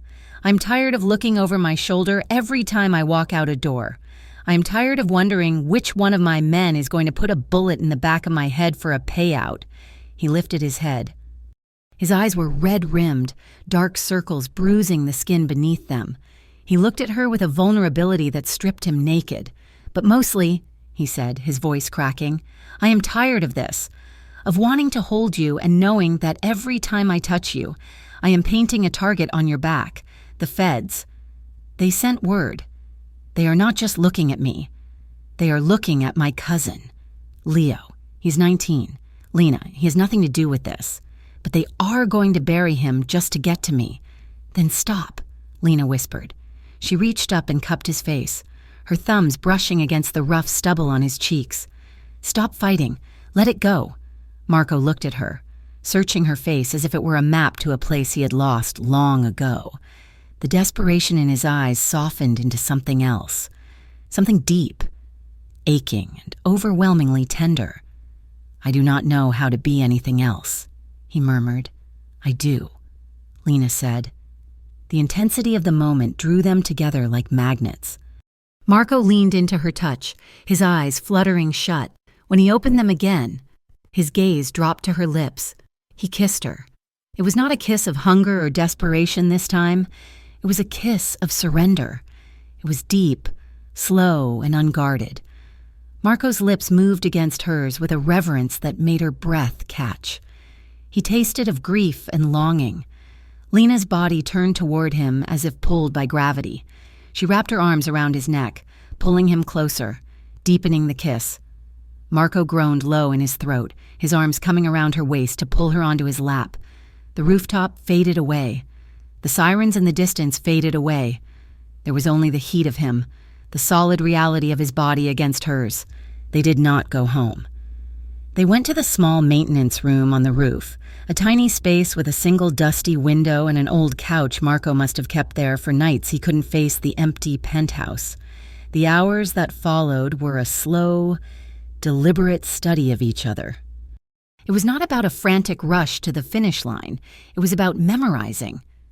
They lay on the narrow couch, fully clothed, wrapped in an old wool blanket Marco had pulled from a cupboard.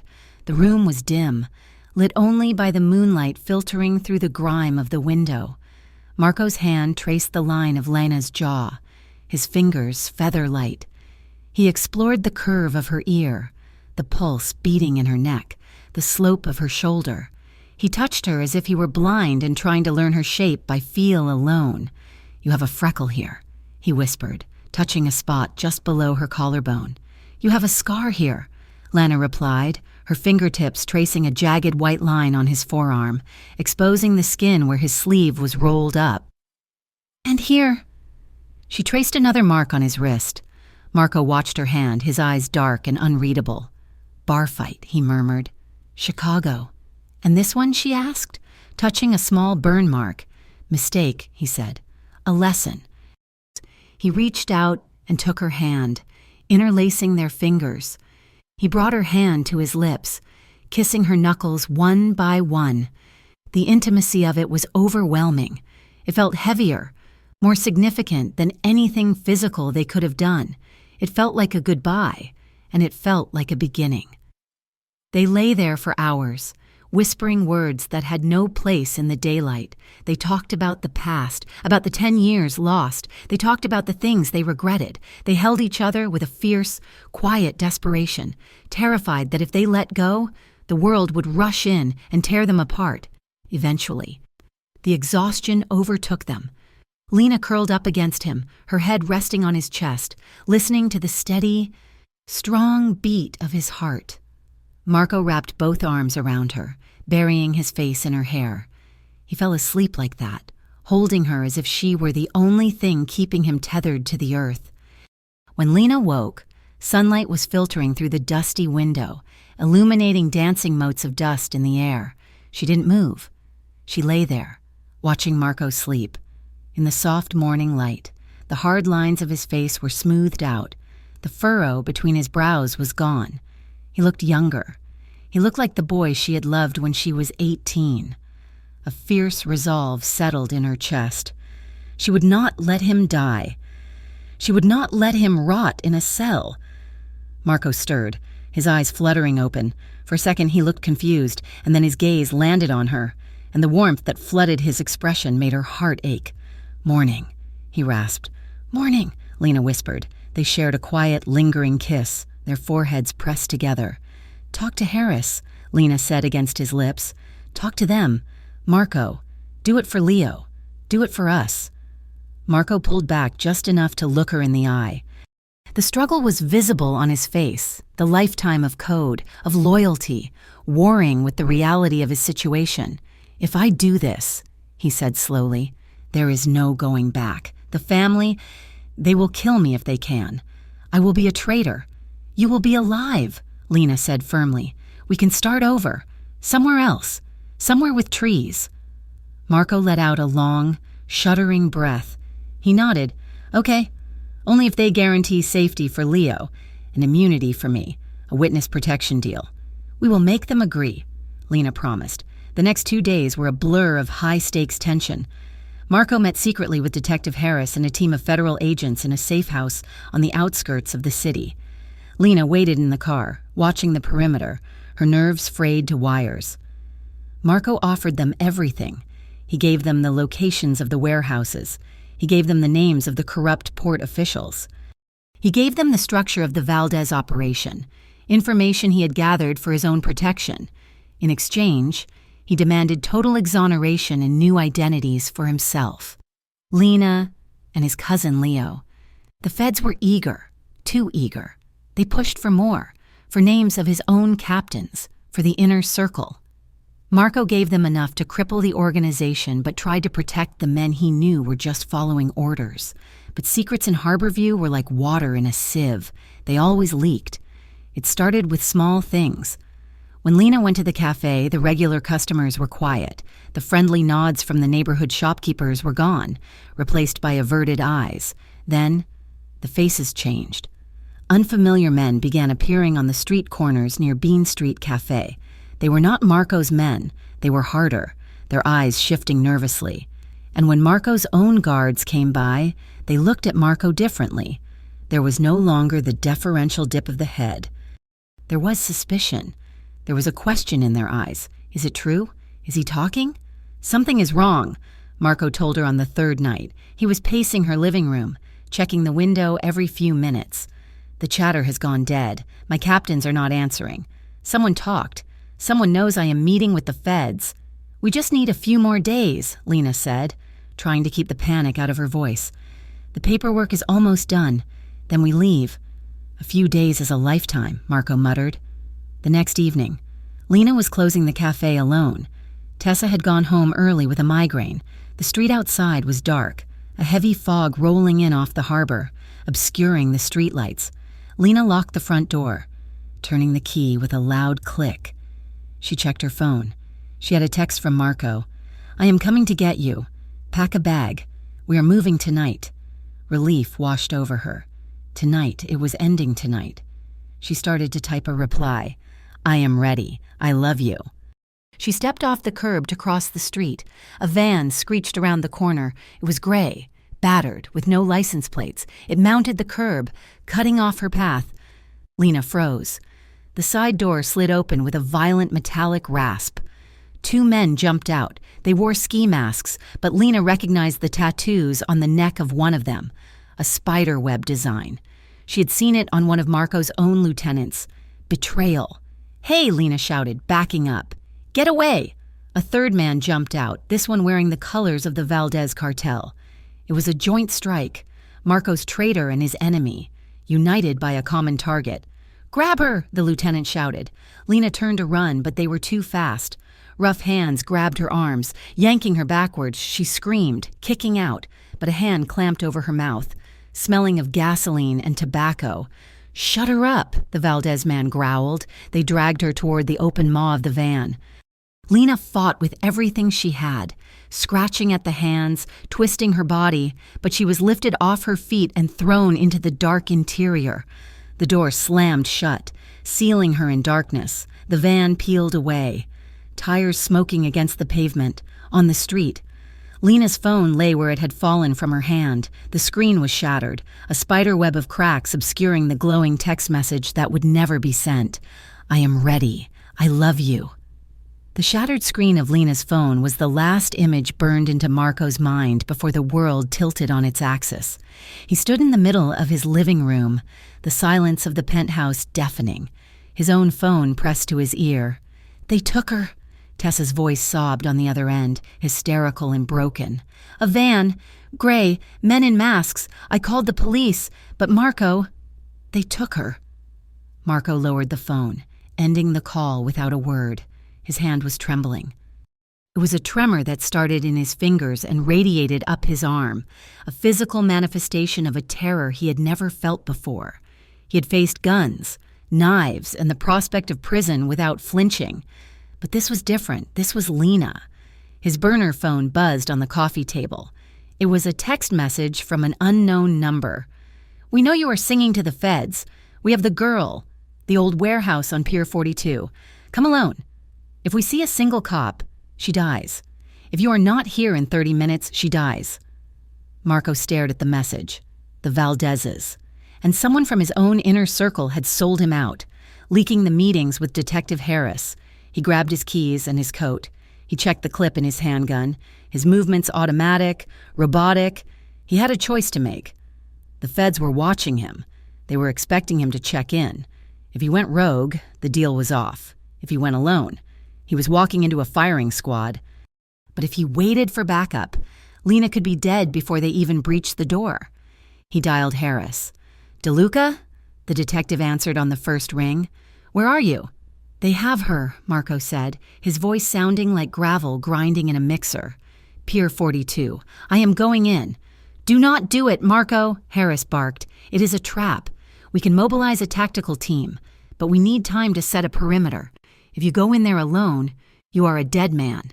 "I am dead anyway if she gets hurt," Marco said. "I am going in the front door.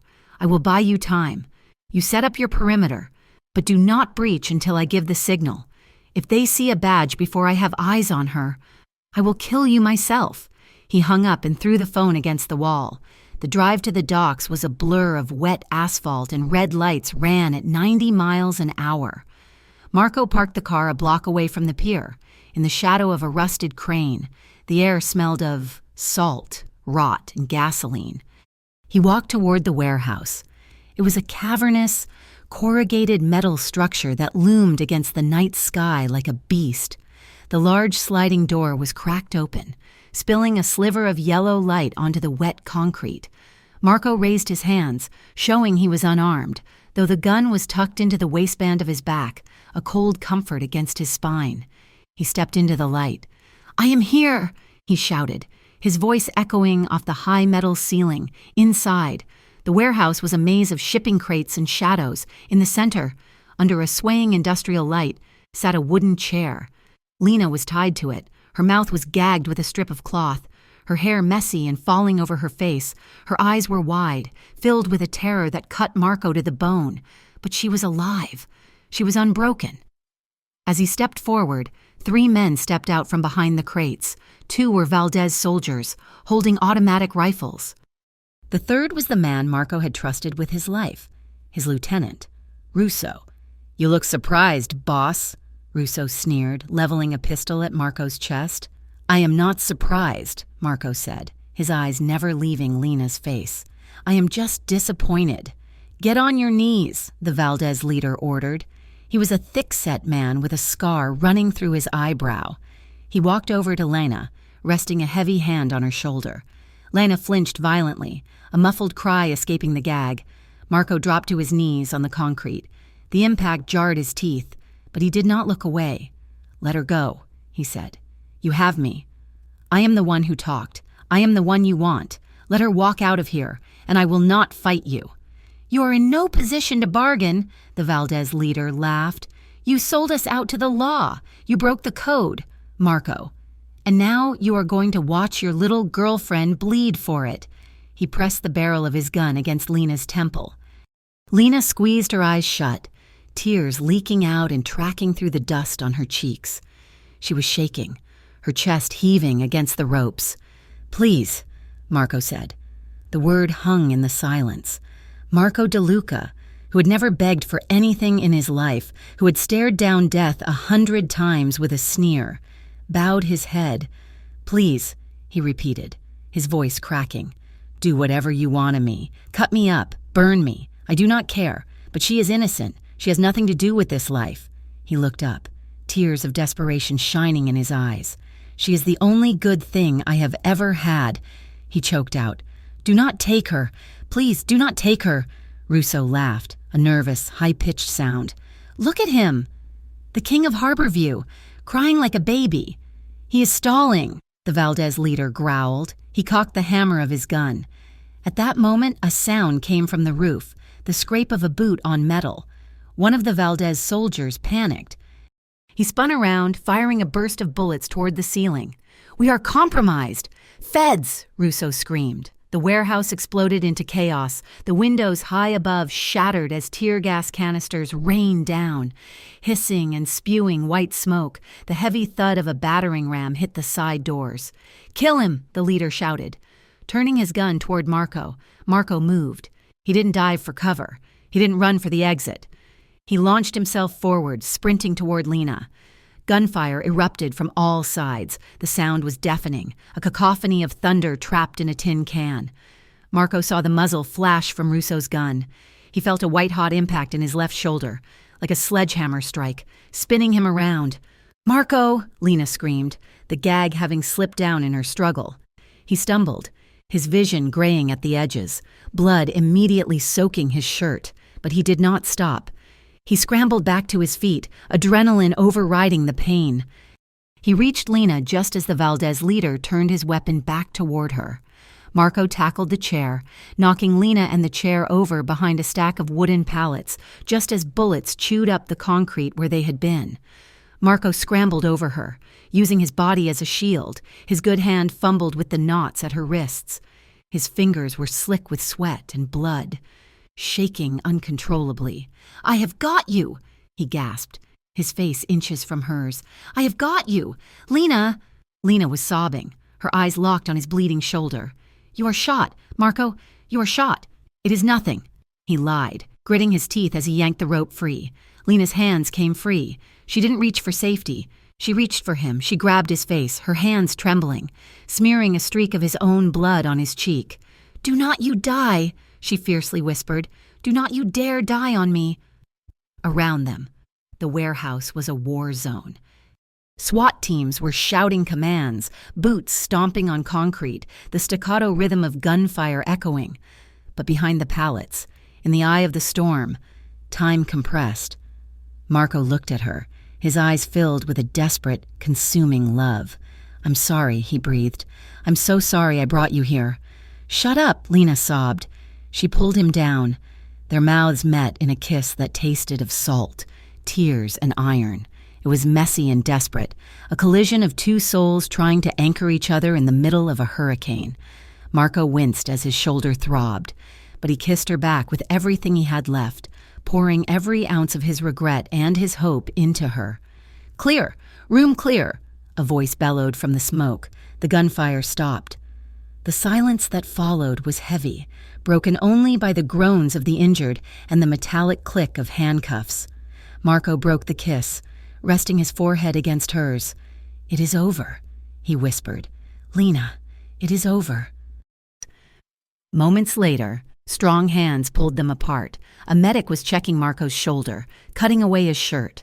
Detective Harris stood over them, looking grim but relieved. "You are lucky, DeLuca," Harris said, holstering his weapon. "The bullet went through. No bone." Marco didn't look at the detective. He looked at Lena, who was being wrapped in a shock blanket by an officer. She refused to leave the spot, her eyes glued to him. "The deal?" Marco asked, wincing as the medic pressed gauze to his wound. "It holds," Harris said. "Russo and the Valdez head are in custody. You gave us the kingdom. Marco, we will keep our end." Officers hauled Marco to his feet. He was cuffed, his hands secured behind his back. As they began to lead him toward the waiting police cruisers, he turned his head. "Lena!" She broke away from the officer trying to guide her to an ambulance. She ran to him, the orange blanket fluttering behind her like a cape. She stopped right in front of him, heedless of the police, the blood, and the flashing lights. She reached up and cupped his face again. Marco leaned into her touch, closing his eyes. "I will wait," she whispered, her voice fierce and steady. "Do you hear me? I will wait. You do the time. You get out. You keep choosing the right path, and I will be there."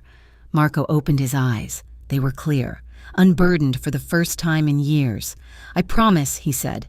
She pressed a trembling kiss to his lips, right there in front of the cops and the wreckage of his former life. It was a seal, a vow. Then they led him away. Marco did not look back at the warehouse. He kept his eyes fixed on her until the cruiser door slammed shut, separating them, but not breaking them. 18 months later. The bell above the door of the canvas bean chimed, a bright, cheerful sound that cut through the soft jazz playing on the speakers. Lena looked up from the espresso machine. The shop was small, much smaller than the old café, but it was hers. Her watercolors lined the brick walls, seascapes, city skylines, and one detailed sketch of a boy and a girl sitting on a rooftop. The morning light poured in through the big north-facing window, illuminating the dust motes dancing in the air. A man was standing in the doorway. He was thinner than she remembered. The expensive, tailored suits were gone, replaced by a simple gray button-down shirt and dark canvas trousers. His hair was a little longer, softer. The tension that used to coil in his shoulders, the constant readiness for violence, was gone. "Marco," He stood there, hesitating, his hands gripping the strap of a messenger bag. He looked unsure of his welcome, like a traveler returning to a home he wasn't sure still existed. Lena's heart did a slow, heavy somersault in her chest. She wiped her hands on her apron, bypassing the counter entirely. "Hi," she said, her voice breathy. "Hi," Marco replied. His voice was the same, that low rumble that vibrated in her bones, but the edge was gone. He walked further into the shop. "Nice place," he said, looking around. "Good light." "I took your advice," Lena said, smiling through the sudden sting of tears. "North-facing windows." They stood awkwardly for a moment, the weight of the last year and a half hanging between them. The court dates, the prison visits through glass, the letters. "I am out," Marco said, as if she didn't know. "Supervised release, I got a job, construction, nothing fancy, just framing houses out in the suburbs. It is honest work."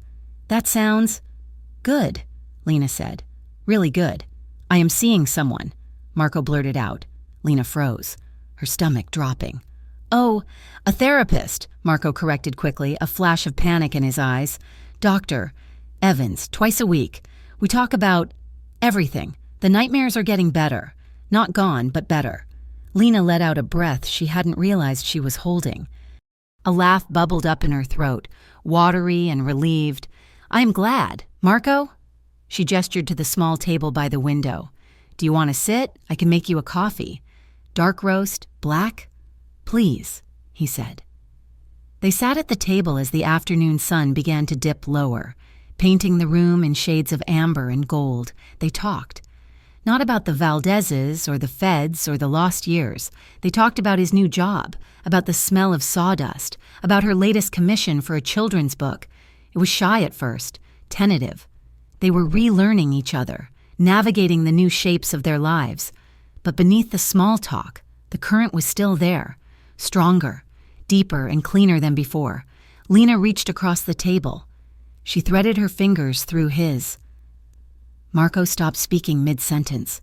He looked down at their joined hands. His thumb moved, stroking the back of her hand gently, reverently. He treated her hand like it was something fragile and precious, something he had been given stewardship over and would defend with his life, not with violence this time, but with care. "I did not know if you would really wait," he whispered, not meeting her eyes. "I told you I would," Lena said firmly. "I do not break my promises." Marco looked up. The love in his eyes was so open, so unguarded. It took her breath away. "I'm going to spend the rest of my life trying to deserve this." "You already do," she said. The sun began to set, casting long shadows across the street outside. Lena stood up and flipped the sign on the door to closed. "Walk me home?" she asked. They stepped out onto the sidewalk. The air was cool and crisp, smelling of autumn leaves. There were no black sedans waiting, no bodyguards, just the ordinary traffic of a city moving on. Marco turned to her. He didn't ask this time. He simply wrapped his arms around her, drawing her close. It wasn't a desperate clutch for survival. It was a steady, grounding embrace. Lena rested her head against his chest. She listened. Thump, thump, thump, thump. His heart beat steady and strong beneath her ear. Marco tilted her chin up with one finger. The golden light of the street lamp above them caught the gold flecks in his eyes. "I love you," he said. "Just Marco. Just me." "I love you," Lena whispered back. "Just you." He lowered his head. The kiss was slow and tender. It held no urgency, no fear of imminent danger. It was soft and lingering, tasting of coffee and hope. It was a promise made not in the dark, but in the light. They broke apart but didn't let go. Marco took her hand, interlacing their fingers. They turned and walked down the street together, two silhouettes framed by the warm glow of the café, stepping away from the shadows and into the quiet, beautiful ordinary of a normal life. Thank you so much for listening to this story. It has been a journey writing Lena and Marco's story with you, from the first tense moment in the café to this final, peaceful walk home. I hope you enjoyed the twists, the turns, and the emotional roller coaster of their romance. I would love to hear from you. Where are you listening from today? Please drop a comment below and let me know which part of the story was your favorite. And if you enjoyed this, please make sure to subscribe to Mafia Romance Stories and share your thoughts in English. Your support means the world and helps us bring more stories like this to life. Until next time, keep reading and keep believing in second chances.